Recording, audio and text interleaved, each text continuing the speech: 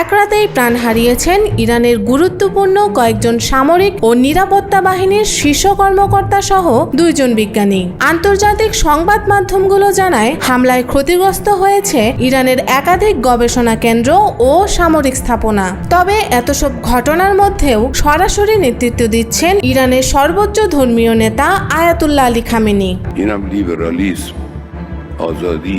জাতির উদ্দেশ্যে দেওয়া এক ভাষণে তিনি বলেন, ইরানের নিরাপত্তা ও সার্বভৌমত্ব রক্ষায় ইরান কোনো চাপের কাছে নত হবে না। নিহত কর্মকর্তাদের স্মরণ করে তিনি প্রতিশ্রুতি দেন, দেশের স্বাধীনতা রক্ষায় সব ধরনের ব্যবস্থা নেওয়া হবে। তার ভাষায়, শহীদদের রক্ত কখনো বৃথা যাবে না। শুক্রবার ভোরে ইসরায়েল কর্তৃক তেহরানে চালানো বহুপক্ষীয় হামলার পর পরিস্থিতি উদ্বেগজনক হয়ে ওঠে। আন্তর্জাতিক সংবাদ মাধ্যমগুলো বলছে, ইরানের সামরিক ও নিরাপত্তা মহলে নেতৃত্বের বড় রদবদল ঘটে এই হামলার পরপরই।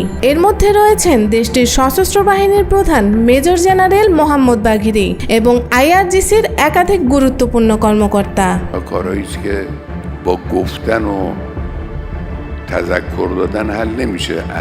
নিউ ইয়র্ক টাইমসের এক প্রতিবেদনে উঠে আসে, হামলার লক্ষ্যবস্তু ছিল রাজধানী তেহরানের গুরুত্বপূর্ণ সরকারি ও নিরাপত্তা কেন্দ্রগুলো।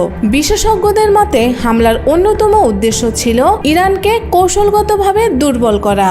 তবে ইরানের প্রতিরক্ষা ব্যবস্থাও সক্রিয়ভাবে প্রতিক্রিয়া দেখায়। অনেক ক্ষেপণাস্ত্র মাঝপথেই প্রতিহত করা হয়।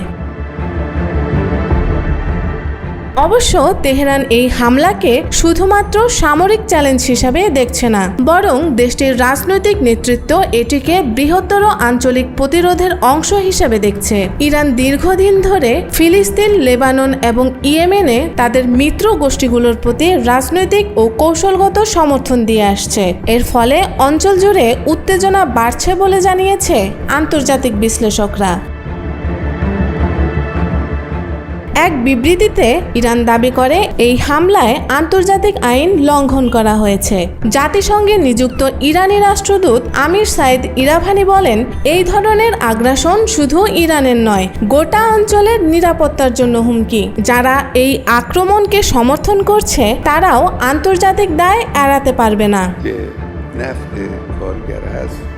অন্যদিকে ইসরায়েলের প্রতিনিধিরা জাতিসংঘে জানান, তারা তাদের রাষ্ট্রীয় নিরাপত্তা রক্ষায় এই পদক্ষেপ নিতে বাধ্য হয়েছে। ইসরায়েলি ভাষ্য অনুযায়ী, ইরানের পারমাণবিক কর্মসূচি ও আঞ্চলিক প্রভাবকে কেন্দ্র করেই এই উত্তেজনার সূচনা। এদিকে যুক্তরাষ্ট্রও পরিস্থিতি ঘিরে সক্রিয় ভূমিকা নিয়েছে। হোয়াইট হাউস থেকে জানানো হয়, প্রেসিডেন্ট ডোনাল্ড ট্রাম্প নিরাপত্তা উপদেষ্টাদের সঙ্গে জরুরি বৈঠকে বসেছেন এবং আঞ্চলিক মিত্রদের সঙ্গে সমন্বয়ের কথা বলছেন। মার্কিন প্রতিরক্ষা কর্মকর্তারা বলেন, এই সংঘাতে যেন আন্তর্জাতিক শান্তি ব্যাহত না হয়, সেটি এখন প্রধান লক্ষ্য। তেহরানের অভ্যন্তরে এখন সর্বোচ্চ সতর্কতা জারি রয়েছে। খামেনির নির্দেশে ইরানের সামরিক বাহিনী এবং প্রতিরক্ষা ইউনিটগুলোকে সর্বোচ্চ প্রস্তুত থাকতে বলা হয়েছে।